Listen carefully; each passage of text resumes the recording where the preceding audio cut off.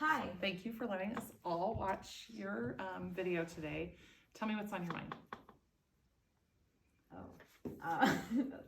I definitely learned a lot from watching it about how I write down their answers, how to prompt them to give me more than what they did. Okay, on a scale of 1 to 10, with 1 being the worst lesson you've ever taught and 10 being the highest, how would you rate that lesson? A 6. Okay, can you tell me why? Because there were a few things that I could have definitely done better. Okay, do you want to tell me more about that? With the prompting of them, getting them to explain it a little bit better and not clarifying in my own words, having them clarify their response Okay. a little bit better. What pleased you about the lesson? That they either got the correct answer, they were able to solve it different ways, and that even if they got the wrong answer, they were able to figure out their mistake. Okay, what else? That I liked about it? That they use different strategies to solve it, so there's not just one way. Okay, so if you were to change to move the lesson forward or closer to a 10, what are your thoughts on that? I think one of the things I would do with when Julie gave her response is turn it into a number line to show the jumps in addition to get to 200. That's one thing I would have done. And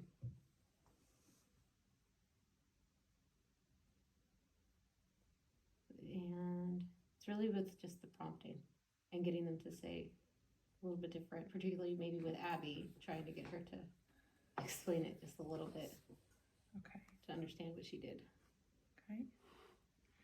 If you woke up tomorrow and a miracle happened and you were in an ideal state in a lesson like that, what would that look like? That lesson, what would it look like? The students would be able to explain every single thing that they did perfectly. I would be able to write it down perfectly. I would do some reasoning with them, with estimating to see the reasonableness of answers. Okay.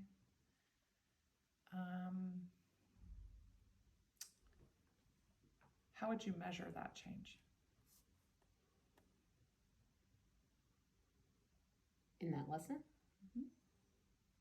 Well, if I recorded it again, I could see the difference in my questioning of them and how I wrote the things on the board. Okay. On paper. What teaching strategy might you use to hit that goal?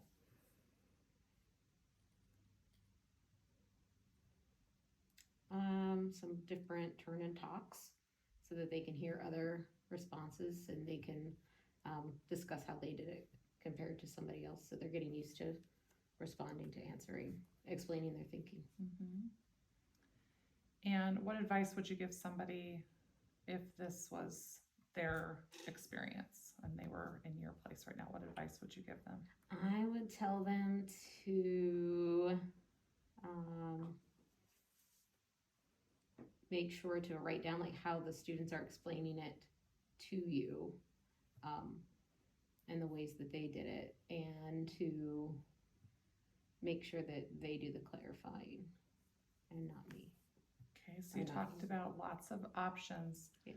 Which option that you talked about do you feel the most energy for to try?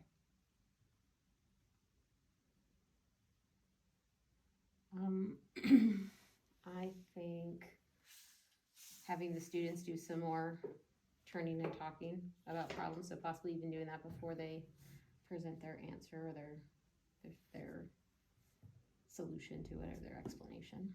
Having them possibly do that before doing. Okay, so that's exciting to you. Yes. Okay, so what's your next step? I will probably do one just like that. Have the kids practice doing a turn and talk first, or even with multiple different problems. Okay, and when are you planning to do that?